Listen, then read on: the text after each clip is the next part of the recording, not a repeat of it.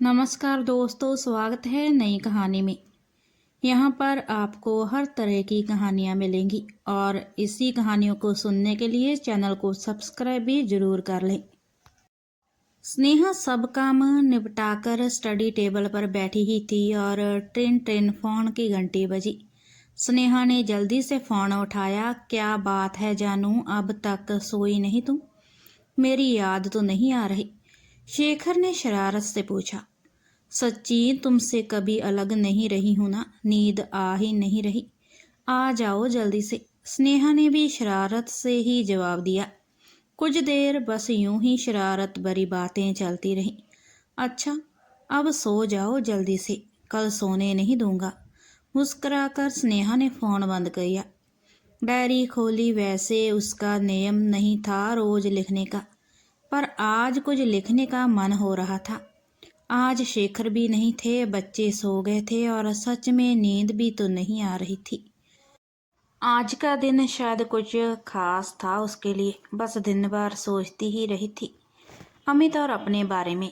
आज 5 मई 2014, 24 साल हो गए आज। वक्त कैसे पंख लगाकर उड़ गया और कितना कुछ बदल गया जिंदगी में। कितने उतार चढ़ाव, कितना संघर्ष। 5 मई 1989 आज ही का दिन था अमित, जब मैं तुमसे आखिरी बार मिली थी, अपने आप से वादा करके कि अब मैं तुमसे कभी नहीं मिलूंगी। पर क्या निभा पाई थी? शायद नहीं। हाँ, मिली नहीं थी तुमसे, तुम्हारी इतनी कोशिशों के बाद भी। पर क्या बुला पाई थी तुम्हें? नहीं अमित, मेरी डायरी का हर पन्ना तुम्हारी यादों की अमानत था। मुझे याद है वो दिन जब पहली बार हम मिले थे।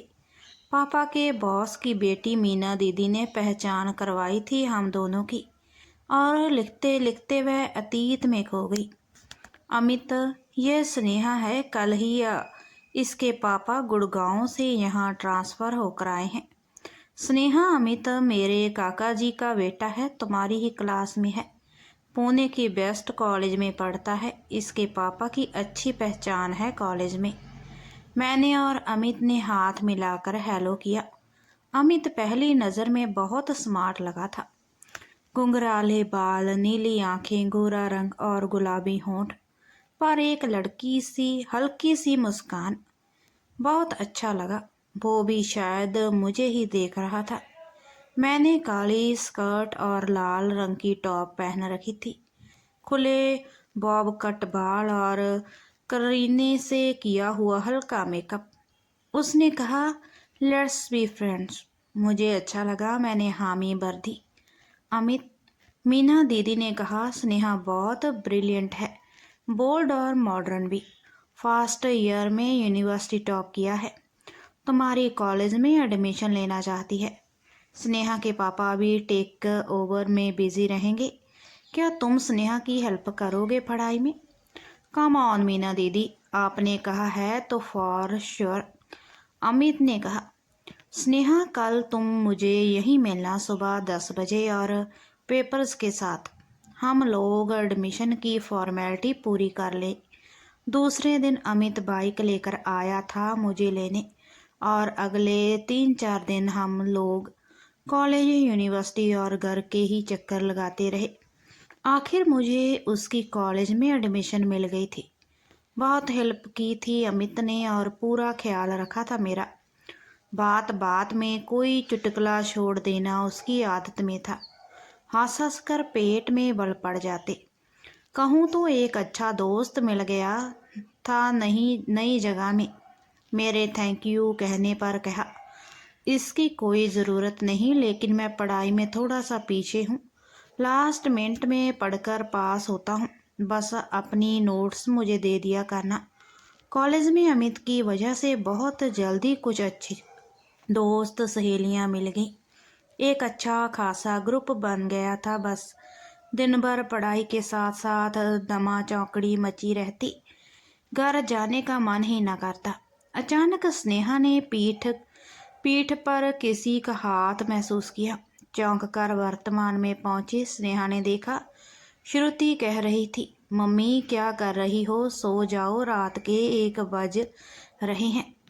हाँ सोती हूँ बेटा, उसने कहा और पानी पीकर बत्ती बंद करके बिस्तर पर लेट गई। पर नींद कहाँ थी आंखों में उसकी, फिर यादों में खो गई।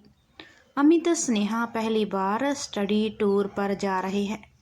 इतने दिन मैंने उसे अकेले कहीं नहीं भेजा, तेरे कहने पर भेज रही हूँ।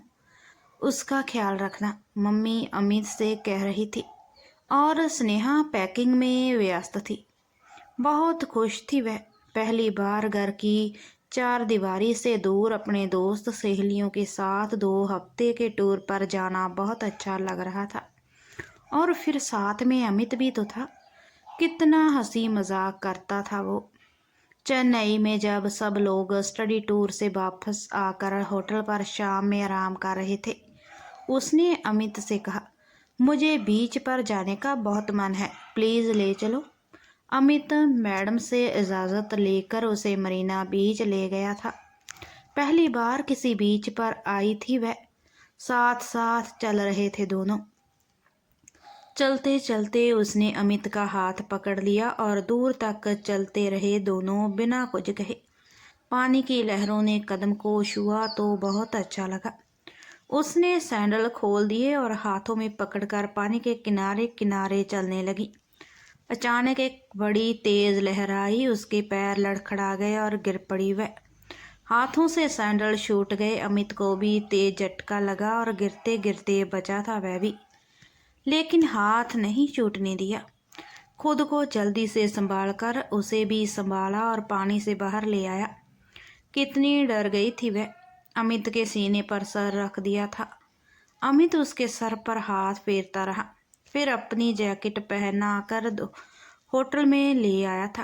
रात हो गई थी, सब परेशान थे, लेकिन अमित ने सब संभाल लिया था। उसके बाद पूरे टूर में वह और अमित हमेशा साथ साथ रहे। बहुत गहरी दोस्ती हो गई थी उन दोनों में, बल्कि कुछ दोस्त तो पीठ पीछे लव वर्ड्स कहने लगे थे उन्हें। जब भी ऐसा कुछ कानों पर पड़ता वह शर्मा जाती, लेकिन जब सोचती तो ऐसी कोई बात नहीं है, बस सर झटका देती। उस दिन अमित कॉलेज नहीं आया था। कॉलेज की परीक्षा सर पर थी और अमित ने उसकी प्रैक्टिकल बुक वापस नहीं की थी। तो कॉलेज से लौटते वक्त साइकिल अमित के घर की तरफ मोड़ दी। पहली बार गई थी उसके घर। आंटी ने कहा, अमित कमरे में पड़ रहा है, वहीं चली जाओ। उसके कमरे में गई। वहाँ कमरा बहुत सलीके से सजा हुआ था। हर चीज़ अपनी जगह कीरने से रखी हुई। दीवारों पर पेंटिंग्स टंगी हुई थी। वह स्टडी टेबल पर प्रैक्टिकल बुक कॉपी कर रहा था। कितनी नाराज हुई थी वह, लेकिन अमित पर कोई असर नहीं हुआ। बोला, अब शांत भी हो जाओ स्नेहा, मैंने कहा था तुम्हें। देखो ये मेरी फीस है तुम्हें एडमिशन दिलाने की। तभी एक लड़की ट्रे में चाय और नाश्ता लेकर आई। साधारण शक्ल सूरत की, लेकिन बहुत शालीन थी वह। लंबी चोटी, मेकअप विहीन चेहरा, सलीकेदार सलवार कमीज और होंठों पर मुस्कान। हाय स्नेहा, उसने कहा। पर ये उसे कैसे जानती है? स्नेहा, पल्लवी से मिलो, मेरे बचपन की दोस्त, हमारे पड़ोस में ही रहती है।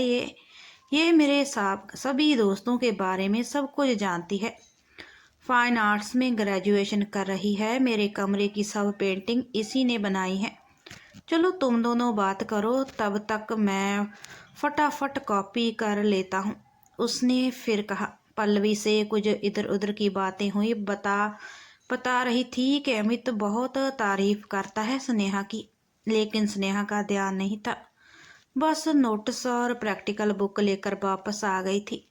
पता नहीं क्यों उस दिन मन ठीक नहीं लगा। पल्लवी अच्छी थी, फिर भी अमित का पल्लवी की तरफ तारीफ करना अच्छा नहीं लगा था उसे।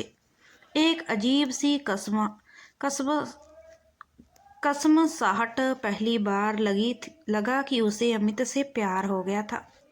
लेकिन अमित का व्यवहार एकदम समायक और साल ऐसे ही बीता। और इस साल उसके मन में प्यार का पौधा बढ़ने लगा था। हमेशा मस्ती करने वाली स्नेहा तब खोई खोई सी रहने लगी। अमित कई बार मजाक उड़ाता, शायद वह समझ गया था कि उसके मन की बात, लेकिन कुछ कहा नहीं।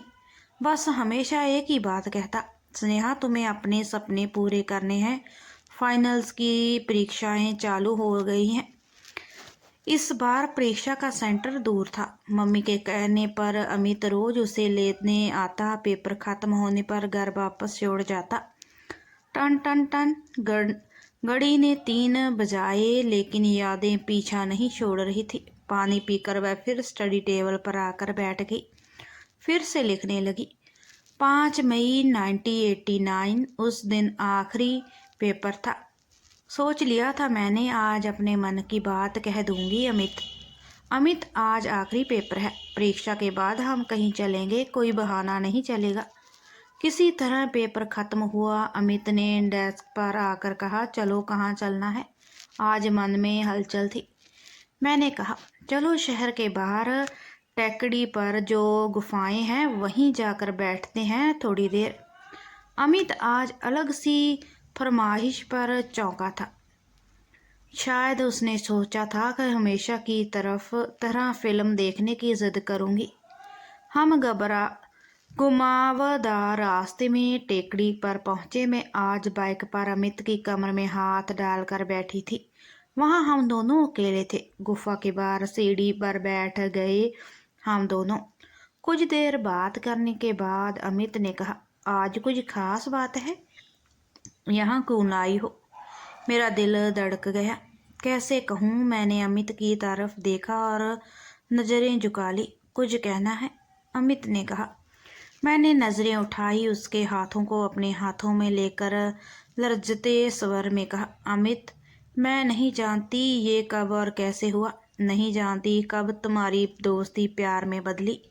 बस इतना जानती हूँ, बस हर वक्त ख्यालों में तुम हो, सपनों में तुम हो। अगर मेरा दिल सिर्फ तुम्हारे लिए धड़कता है।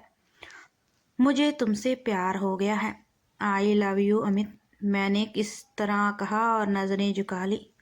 दिल जोर से धड़क रहा था। शर्म के मारे नज़र नहीं उठ रही थी। बस लग रहा था कि अमित अभी आई टू लव यू कह के मुझे बाहों में ले लेगा, पर ऐसा नहीं हुआ। अमित ने हाथ छोड़ दिया, बस चुपचाप बैठा रहा। मैंने आंखें उठाकर देखा तो वो मेरी तरफ ही देख रहा था। जो कुछ भी था उसकी आंखों में प्यार नहीं था। कुछ तो कहो अमित, मैं कुछ नहीं समझ पा रही। स्नेहा, तुम मेरी सबसे अच्छी दोस्त हो, लेकिन मैं तुमसे प्यार नहीं करता, अमित ने कहा। पर क्यों? बेखास्ता सवाल निकल गया था मेरे होठों से।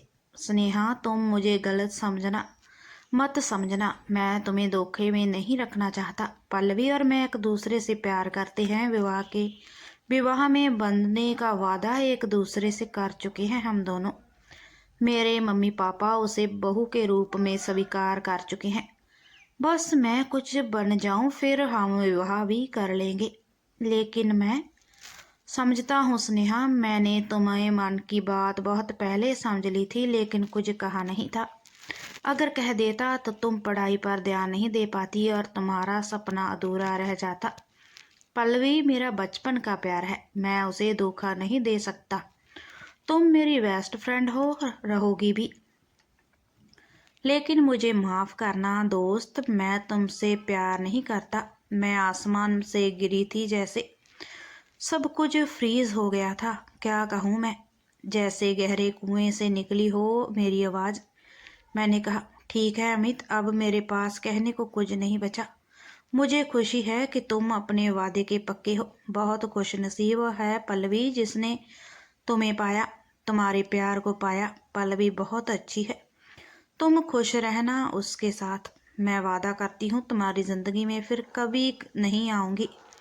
बस एक रिक्वेस्ट है, आज कुछ ऐसा उपहार दो जिससे मैं हमेशा अपने पास रख सकूं। स्नेहा, सरज गया था उसका स्वर। अपने हाथों में मेरा चेहरे को थाम कर कहा, तुम बहुत स्वीट हो सच में, लेकिन ये सब मेरी आंखों में देख कर कहो। और बस बिखर गई थी मैं। रो पड़ी एकदम, उसके सीने पर सर रखकर, और रोती रही हिचकियाँ लेकर। सिसक सिसक कर रो लो स्नेहा, आज जितना रोना है, पर इसके बाद मुझे याद करके कभी मत रोना। मैं तुम्हारा दोस्त हूँ हमेशा। पता नहीं कितनी देर रोती रही और अमित मेरे बालों को सहलाता रहा, सर थपथपाता रहा। धीरे धीरे शांत होती गई थी। फिर अमित ने धीरे से मेरा चेहरा ऊपर किया, होठों से मेरे माथे पर हल्का सा चुम्बन अंकित किया।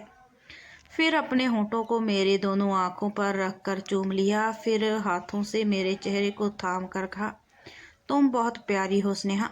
और लर्जता हुए होंठ मेरे होठों पर रखकर चूमने लगा। धीरे धीरे चुम्बन गहरा और गहरा होता गया और मैं बस खो गई थी अमित में। पता नहीं कितनी देर तक चूमता रहा मुझे बस लग रहा था कि बस समय यहीं ठहर, लेकिन ऐसा नहीं हुआ। अमित ने मुझे अपने से अलग किया और कहा, स्नेहा अब तुम इस चुम्बन को कभी नहीं भूल पाओगी। ये मेरी याद का तोहफा है। कितनी सच थी उसकी बात। आज 25 साल हो गए। उसके बाद मैं अमित से कभी नहीं मिली, लेकिन एक पल को भी नहीं भूला वो चुम्बन, उस चुम्बन की कशिश। 5 बज गए थे, नींद ना आई, लेकिन आज सच में अपना वादा तोड़ने का मन है। आज मैं अमित से बात करूंगी। अब प्यार नहीं, दोस्ती निभाऊंगी। इसी निश्चय के बाद पेन बंद करके जब उठी तो उसे मन पंख की तरह हल्का हो गया और बिस्तर पर गिरते ही स्नेहा नींद की आगोश में चली गई। अगर ये कहानी आपको अच्छी लगी हो तो लाइक शेयर ज़रूर करना।